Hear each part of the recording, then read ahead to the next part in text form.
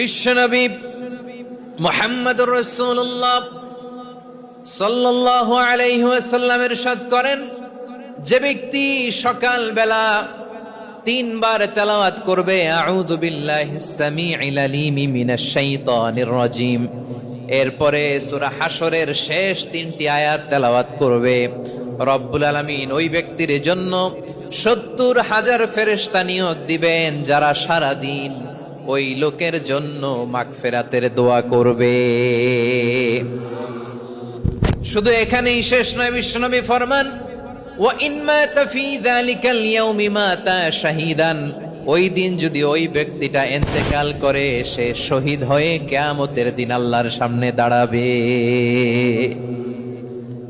সকালবেলা যদি পড়েন 3 বার আউযু বিল্লাহিস সামিউল আলিম মিনাশ শাইতানির রাজিম 3 বার পড়ে সূরা হাশরের শেষ 3 আয়াত যদি তেলাওয়াত করেন, তাহলে আপনার জন্য আল্লাহ তাআলা 70,000 ফেরেশতা নিয়োগ করবে।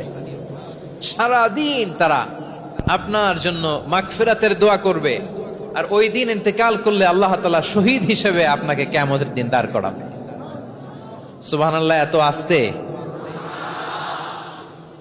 আবার সন্ধ্যাবেলায় যদি পড়েন, সারা রাতের জন্য 70,000 ফেরেশতা মাগফিরাতের দোয়া করবে। ওই রাতে মারা গেলে শাহাদাতের মৃত্যু নসিব হয়ে যাবে।